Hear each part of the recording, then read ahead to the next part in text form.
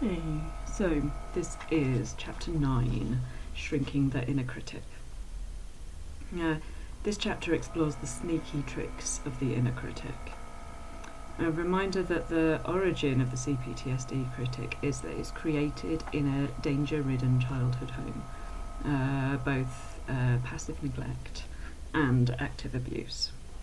When parents don't provide enough safe bonding, the child flounders in anxiety and fear. Perfectionism stems from the superego, the part that learns rules in order to gain acceptance. And our inner critic is the superego gone bad. Desperate to win approval, the inner voice blames you incessantly for shortcomings it imagines are the cause of your parents' rejection.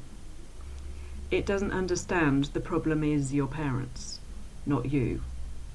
Over-aroused nervous system creates hypervigilance, and it becomes ingrained and projects into the future, imagining danger in social events. An internal attack gets added to the external attack, and hypervigilance and nervous system arousal gets locked in. Desperate to relieve the anxiety, to reduce the feelings of too much or not enough. The book talks about the soldier in combat doesn't develop a toxic critic. There's something about this when the PTSD turns into CPTSD, when the voice changes from third person of parent, you're bad, to first person, I'm bad. The inner critic likes to create flashbacks, torturing us with messages of how we aren't good enough. Recognising the flashbacks as cries for help from the inner child can transform what they mean for you.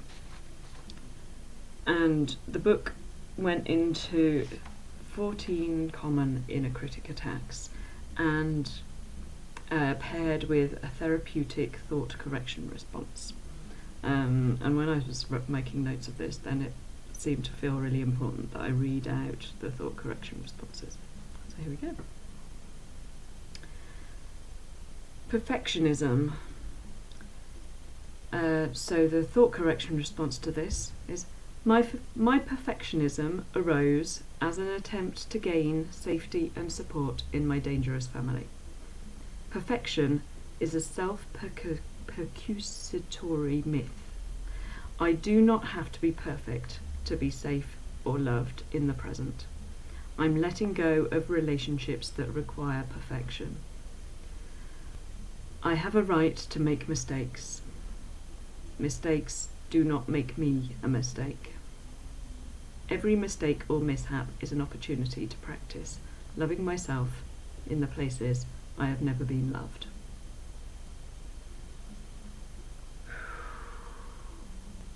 Number 2, all or none black and white thinking.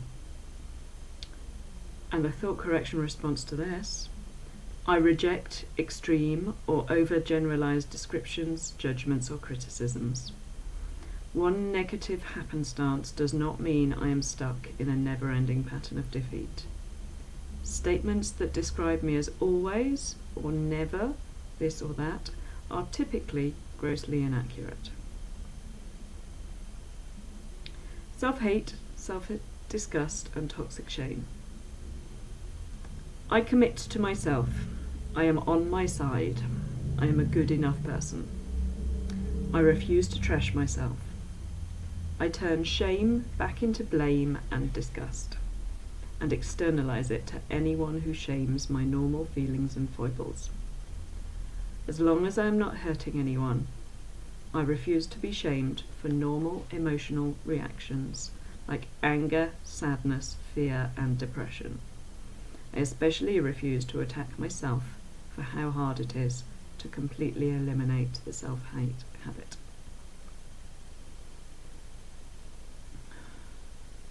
Number 4, micromanagement, worrying, obsessing, looping, over-futurizing. I will not repetitively examine details over and over. I will not jump to negative conclusions.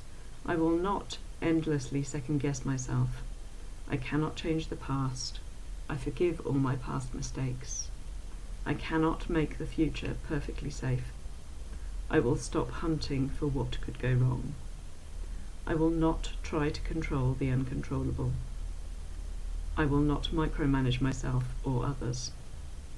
I work in a way that is good enough, and I accept the existential fact that my efforts sometimes bring desired results and sometimes they do not. God grant me the serenity to accept the things I cannot change, courage to change the things I can, and the wisdom to know the difference. Serenity prayer. Unfair, devaluing comparisons to others or to your most perfect moment. I refuse to compare myself unfavourably to others. I will not compare my insides to their outsides. I will not judge myself for not being at peak performance all the time. In a society that pressures us into acting happy all the time, I will not get down on myself for feeling bad. Number 6, guilt. Feeling guilty does not mean I am guilty. I refuse to make my decisions and choices from guilt. Sometimes I need to feel the guilt and do it anyway. In the inevitable instances where I inadvertently hurt someone, I will apologise, make amends, and let go of my guilt. I will not apologise over and over. I am no longer a victim. I will not accept unfair blame. Guilt is sometimes camouflaged fear. I feel guilty and afraid, but I am not guilty or in danger. Number 7, shoulding. I will substitute the words want to for should, and only follow this imperative if it feels like I want to, unless I am under legal, ethical, or moral obligation. Overproductivity, workaholism, busyholism. I am a human being, not a human doing. I will not choose to be perpetually productive. I am more productive in the long run when I balance work with play and relaxation. I will not try and perform at 100% all the time. I subscribe to the normalcy of vacillating along a continuum of efficiency. Number 9, harsh judgments of self and others, or name calling. I will not let the bullies and critics of my early life win by joining and agreeing with them. I refuse to attack myself or abuse others. I will not displace the criticism and blame that rightfully belongs to my dysfunctional caregivers onto myself or current people in my life. I care for myself. The more solitary, the more friendless, the more unsustained I am, the more I will respect myself.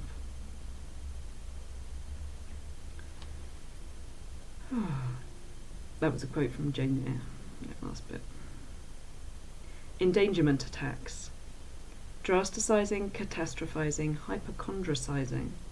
I feel afraid, but I am not in danger. I'm not in trouble with my parents. I will not blow things out of proportion. I refuse to scare myself with thoughts and pictures of my life deteriorating. No more homemade horror movies and disaster flicks. I will not turn every ache and pain into a story about my imminent demise. I am safe and at peace. Negative focus, number 11. I renounce over-noticing and dwelling on what might be wrong with me or life around me. I will not minimise or discount my attributes. Right now, I notice, visualise and enumerate my accomplishments, talents and qualities, as well as the many gifts that life offers me, such as nature, music, film, food, beauty, colour, friends, pets, etc. Number 12, time urgency. I am not in danger. I do not need to rush. I will not hurry unless it is a true emergency. I am learning to enjoy doing my daily activities at a relaxed pace. Number 13, disabling performance anxiety. I reduce procrastination by reminding myself that I will not accept unfair criticism or perfectionist expectations from anyone. Even when afraid, I will defend myself from unfair criticism. I won't let fear make my decisions. And finally, number 14, perseverating about being attacked. Unless there are clear signs of danger, I will thought stop my projection of past bullies and critics onto others. The vast majority of my fellow human beings are peaceful people. I have legal authorities to aid in my protection if threatened by the few who aren't. I invoke thoughts and images of my friends' love and support. Whew. That was all quite a lot. Critic attacks can vary in severity, in intensity, and in duration. The case examples that the book gives are severe to show how the inner critic works, but subtle attacks also exist, and we become more mindful of them as we get more skilled in noticing. CPTSD flashbacks often come without visuals, but it is possible to flash on a snapshot at point of trigger. And we went into some examples. A critic as shaming internalized parents. So talks about new and improved ways of imitating our parents' disparagement. So like if the things that are coming into our heads are things that weren't things our parents said, but they're worse than, so it's like it's amplification. Shame is a social emotion. Normal shame is healthy when we are witnessed acting in an unfair, offensive or hurtful way. We don't need a witness to be catapulted into a shame response. At the time a toxic shame response occurs, it is as if we were in the presence of our parents. Shrinking the critic is an essential part of recovery. Recovery depends on stopping and only noticing ourselves negatively. It can be a 2 steps forward, 1 step back process at times, and the 1 step back can feel like 6. It is possible to rewire the brain with long-term repetitive work.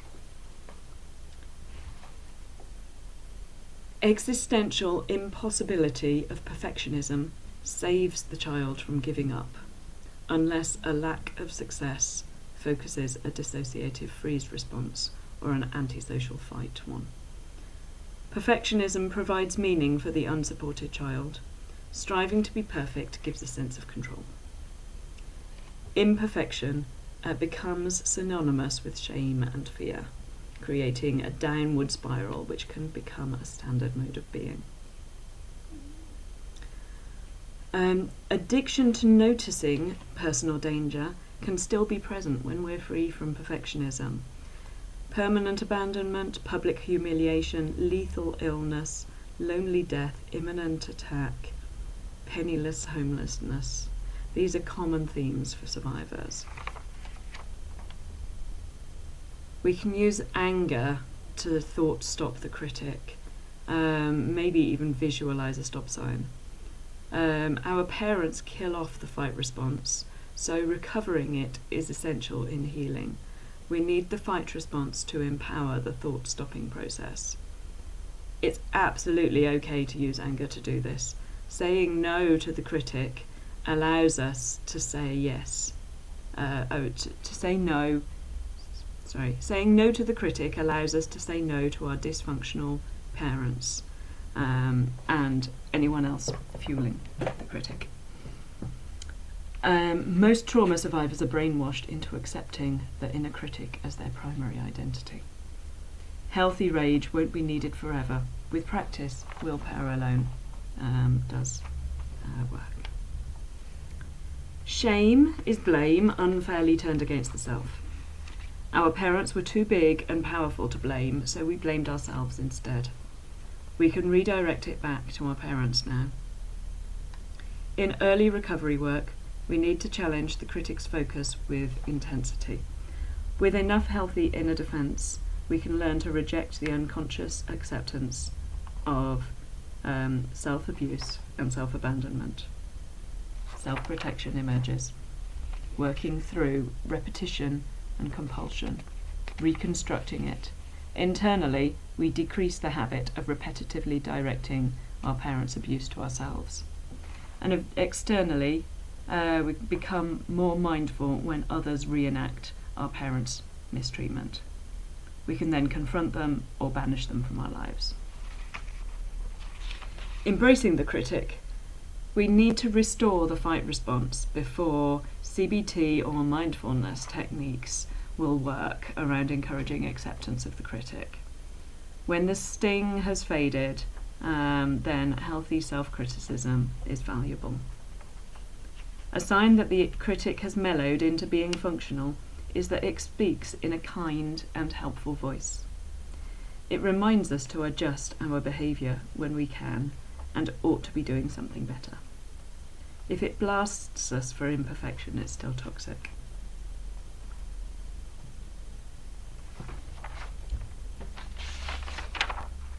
Thought substitution and thought correction. Confronting the critic's negative message, which is with positive ones. When it takes over, don't be hard on yourself, just thought correct. As easy or hard as that might be. Write a list of positive attributes and accomplishments. When we go into flashback, then that can create amnesia around the good stuff. MRI has proven this, so science. There's reduced left brain activity in CPTSD survivors. A positive visualization can be powerful. We can short-circuit fear-mongering with images of success and picturing safe places, loved ones, comforting memories. Guided meditations can be helpful. Finding a balanced focus coming from the mindful self dethrones the critic from its life-negating point of view, and gratitude enhances this.